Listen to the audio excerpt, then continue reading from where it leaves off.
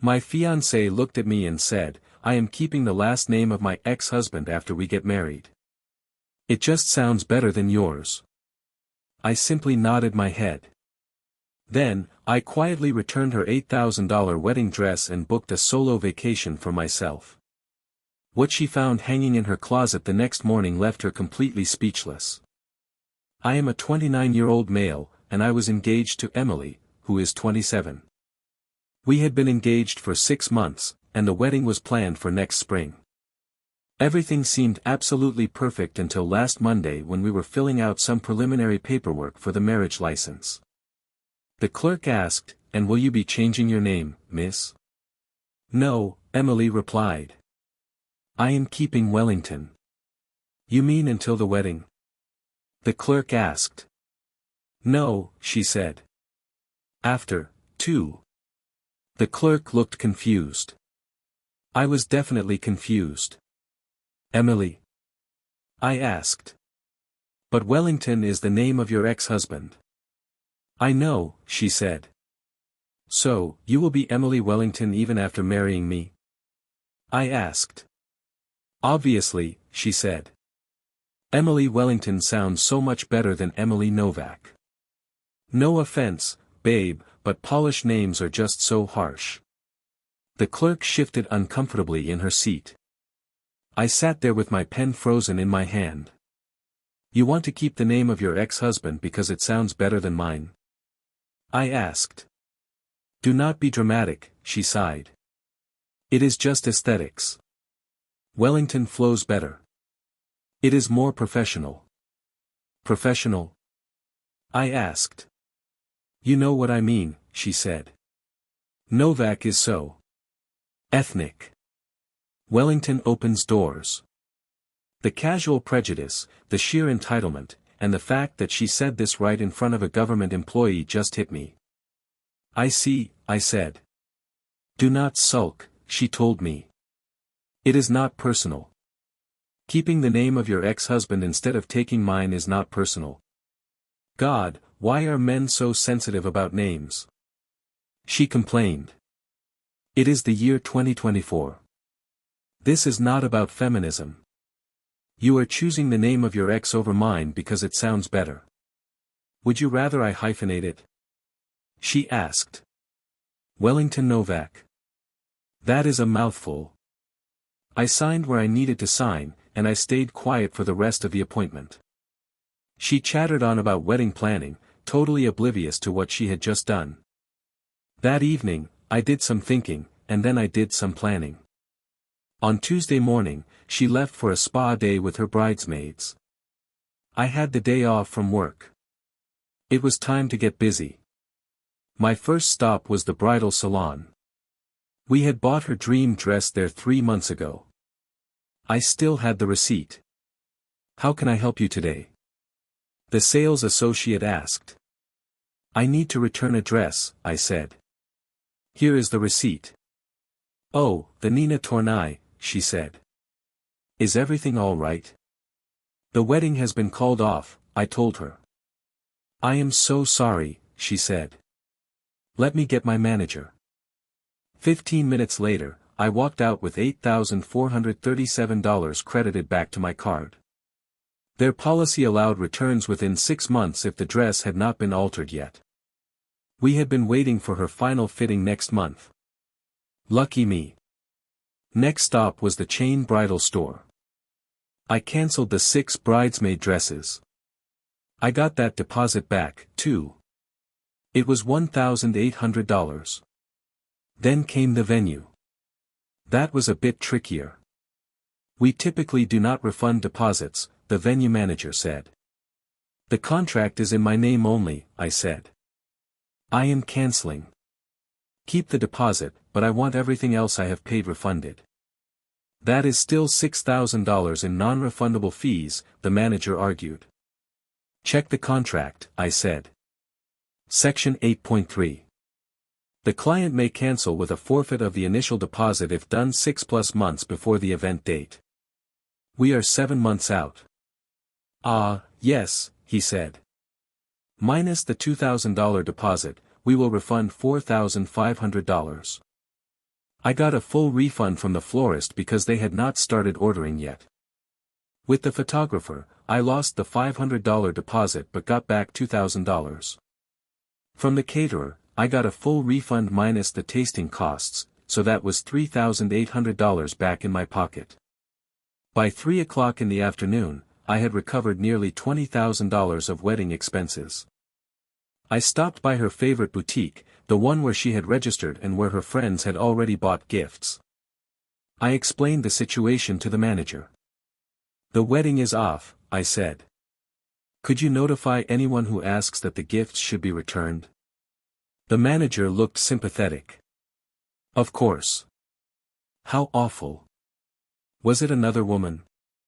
"Another man, actually," I said. "Her ex-husband. She cannot seem to quit him."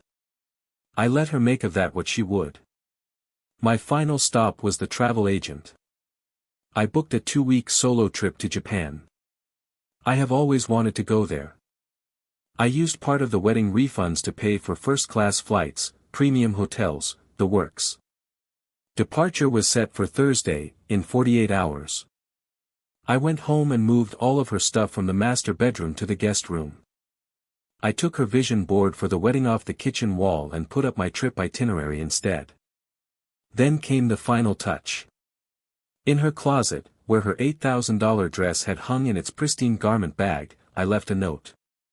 "Since you prefer Wellington to Novak, I figured Wellington should pay for your dress. Good luck with that." Signed, the guy with the harsh name. Next to the note, I hung a Polish flag. Petty? Maybe. Satisfying? Definitely. She came home around 7 o'clock in the evening, glowing from her spa day. "Emily, babe, you should see my nails," she said. "They are perfect for the wedding." I was sitting on the couch. My passport was sitting right there on the coffee table. "That is nice," I said. "What is with the passport?" she asked. "Trip to Japan," I replied. "I leave on Thursday." "What?" she asked. "We did not plan a trip." "Me?" "I did," I said. "It is a solo trip." "Solo?" she asked, looking confused. "What about the wedding planning?" "What wedding?" I asked. She laughed. She actually laughed at me. "Do not be dramatic. I know you are upset about the name thing." "There is no wedding, Emily," I told her. "I cancelled everything today." The smile slid off her face like makeup in the rain. Here is update number 1. Emily stood frozen for about 10 seconds. Then she bolted toward the bedroom. I heard the closet door slam open, followed by silence. Then I heard her scream, "What the hell? Where is my dress?" She came storming back into the living room, holding my note in one hand and the Polish flag in the other. "You returned my dress?" she yelled. "My dress?" I corrected her. "I paid for it. That was my dream dress." She screamed. "You should have dreamed of taking my name, too," I said. "This is about the name?" she asked, incredulous. "You cancelled our wedding over a name? You kept the name of your ex-husband because mine sounds too ethnic," I reminded her. "Yeah, that is worth cancelling over." She started rage texting on her phone. I assumed she was messaging her mom, her bridesmaids, and her whole crew. "Emily, you are psychotic," I said. "That dress took months to order." She shouted. "Maybe Wellington will buy you a new one," I suggested. "Stop saying his name," she yelled. "It is your name," I said. "The one you chose. The one that opens doors." Her phone started ringing. She answered it immediately. "Mom, he has lost his mind," she said. "He returned my dress." I could hear her mom screeching through the phone receiver. "Because I am keeping Wellington," Emily argued. There was more screeching. Apparently, This was news to her mom, too. It is just a better name. Emily yelled into the phone. It is not about Kyle. Kyle. That was the name of the ex-husband I tried to forget existed. The voice of her mom got louder. I caught words like disrespectful and stupid girl. Emily hung up and turned on me. Happy? She snapped. My mom is freaking out. Tell her to call Mr. Wellington, I said. She actually threw the Polish flag at me. I caught it. This is so stupid, she said. It is just a name. Exactly, I replied. Just a name, and you chose his. She tried calling the boutiques. She called the bridal shop first. Hi. Yes, I need to. She paused. What? He already. She went pale. I see. No, I understand. The Nina Tornai. Yes. She listened for a moment. Return today. But I. She looked panic-stricken. I see. The original 26-week waiting list. But my wedding is. With each call, her face got paler. You returned everything, she whispered. Cancelled. Got my money back. Your money? She asked. We planned this together. With my credit cards, I said. In my name. Just like your last name, the one you are keeping. She sat down hard on the couch. Mark, fine, she said. We will postpone. We can plan something smaller. We are not postponing, I said. We are done. Over a name. Over you thinking my heritage is embarrassing. Over you preferring the identity of your ex-husband to mine. Over the casual way you dismissed my family name as harsh and ethnic. I did not mean it like that, she said. Yes, you did, I told her. You meant exactly that. Her phone buzzed. It was a text message from her friend, Sarah. She read it, and her face crumbled. Mark, you told the registry we broke up, she said. Wedding is off, I said. People should know. Sarah just returned my gift, she said, her voice shaking. She wants to know if I am back with Kyle. Are you? I asked. You are keeping his name. She started ugly crying. These were not sad tears, they were angry tears. 3 years, she sobbed. You are throwing away 3 years. Me? I asked. You threw it away when you decided Novak was not good enough for you. On Wednesday morning, the real chaos started. See, Emily had been very public about our engagement. She was an Instagram influencer wannabe with 15,000 followers. She made daily wedding planning posts, the works. She woke up to a flood of notifications. Girl, is it true? One comment read. Did you really refuse to take his name? Team Novak, to be honest, another said. Wait, Wellington is the name of your ex. Someone else asked. Someone had taken a screenshot of her old posts, the ones where she had kept her ex-husband's name after their divorce for professional reasons. Now that she was keeping it after remarrying, the optics were bad. She tried to do damage control. She posted a story saying she was taking a social media break. She said, some things are private. The comments flooded in. Private? You posted every wedding detail for months. So, are you marrying Wellington again? Bro dodged a bullet, another comment read. She deleted her Instagram account by noon. Here is update number 2. The unraveling happened on Wednesday afternoon. Her dad called me. I liked Dominic. He is a solid dude, and an immigrant himself from Italy. Mark, it is Dominic, he said. What is this about a name? She wants to keep Wellington after we marry, I explained. She says Novak sounds too ethnic. There was a long pause. She said that to my face, I added. In front of the county clerk. Mother of God, Dominic muttered. I am sorry, Mark. Not your fault. It is, he continued. I raised her. I thought I taught her better. She made her choice. For what it is worth, Novak is a good name. It is a strong name. My real name was Giovanni.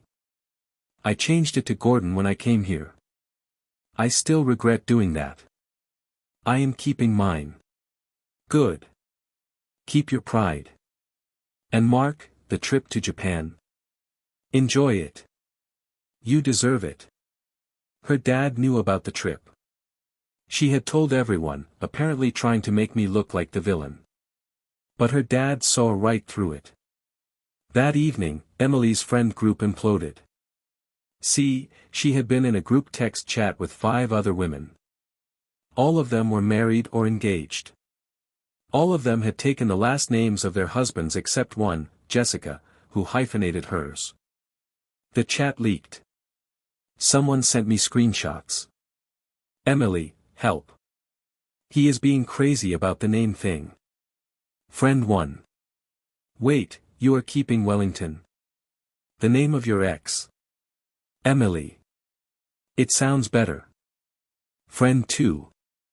Better than the name of your fiancée? Novak is so, you know. Friend 3, no.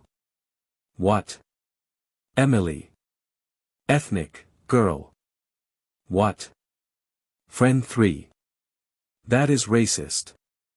Emily. It is not racist.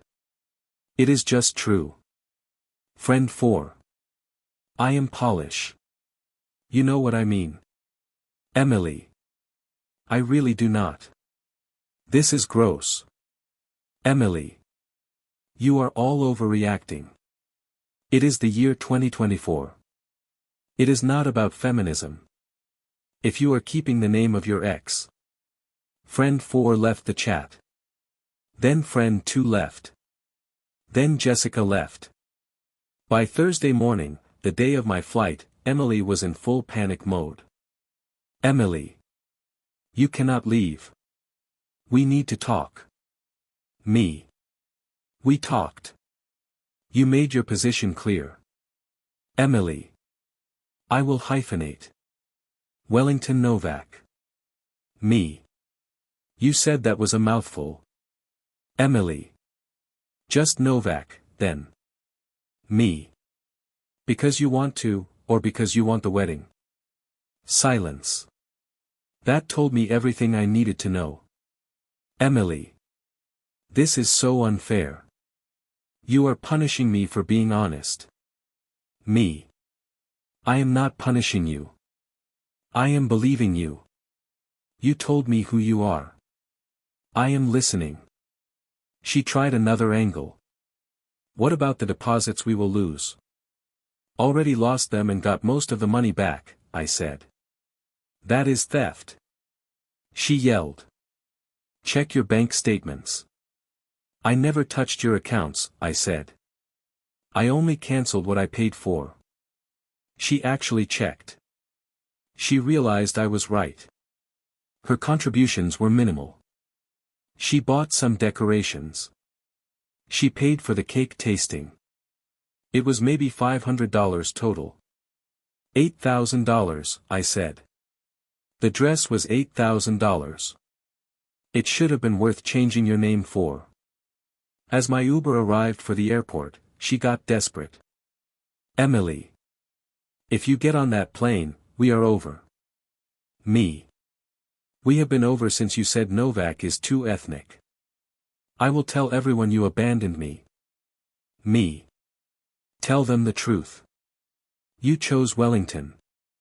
I chose myself. I got in the Uber.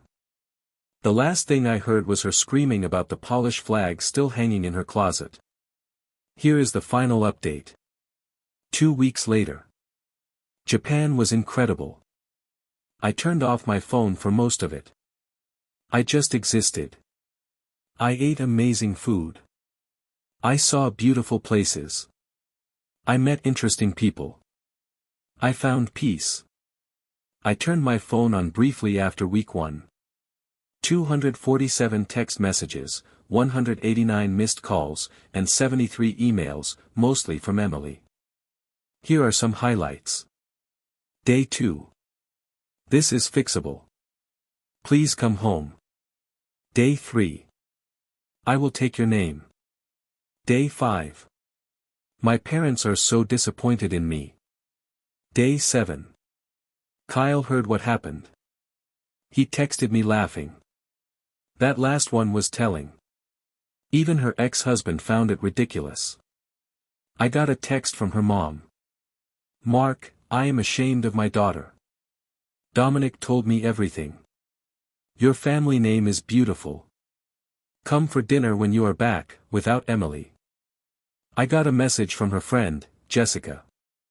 Hey, you do not know me, but I was in the friend group with Emily. Just wanted to say you did the right thing. She has been problematic for years. That ethnic comment was the last straw for many of us. I got a text from my mom. Saw Emily at the grocery store. She tried to talk to me. I pretended I only speak Polish. You would have been proud. My mom speaks perfect English. She has been here for 30 years. The pettiness is genetic. When I got back, I found out the full scale of Emily's implosion. Her influencer career is dead. Someone had made a TikTok video about the bride who would not take the name of her fiancé because it was too ethnic, but kept the name of her ex. It went viral. 2.3 million views. The comments were brutal. Her job is under review. She worked in diversity, equity, and inclusion. The irony. Someone sent Human Resources the screenshots of her ethnic comments. It is hard to promote diversity when you are on the record being prejudiced against Polish names. Her friend group scattered. The leaked group chat had revealed other issues. Apparently, the comment about Novak being ethnic was not her first offensive comment, just the first one that directly affected someone they knew. Her family took my side. Her dad called me to apologize again. He said Emily was staying with them, still insisting she did nothing wrong. She is still keeping the name Wellington. But the absolute best part was when Kyle, the ex-husband, posted on Facebook. He wrote, "For the record, I have been telling Emily to change her name back ever since our divorce. It is weird. Also, Team Novak. Even her ex-husband took my side. It has been a month now, and I am good. Actually, I am better than good. That vacation completely changed how I look at things. I realized I had been settling. I had been accepting these small insults about who I am, my heritage, and my family. I started dating someone new, a nice woman named Anya. She is also Polish. She thinks Novak is a beautiful name. It is funny how things work out. Emily is still single, and she is still using the name Wellington. Apparently, she is telling people I was abusive for canceling the wedding. Most people know the truth, though. It is hard to play the victim when you are on the record calling Polish names harsh and ethnic. She texted me yesterday from a new number. I hope you are happy, she wrote. You ruined my life over nothing. I did not respond, but I am happy. I am happy I stood up for myself. I am happy I did not marry someone who was embarrassed by my heritage. I am happy I kept my dignity and my name. As for the $8,000 wedding dress, I heard through the grapevine that she tried to buy it again. But Nina Tornai had released a new collection. Her dress was now considered last season and was available at 40% off. She bought it anyway. It is currently hanging in the closet at her parents' house. Still Wellington, still single. And me? I am still Novak, and I am still proud. I still have that Polish flag, too. It is hanging in my apartment, not in a closet, but right in the living room where everyone can see it. It turns out that keeping the name of your ex-husband because the name of your fiancé sounds too ethnic is a great way to end up with no fiancé at all. It is just you, the name of your ex, and a very expensive dress with nowhere to wear it.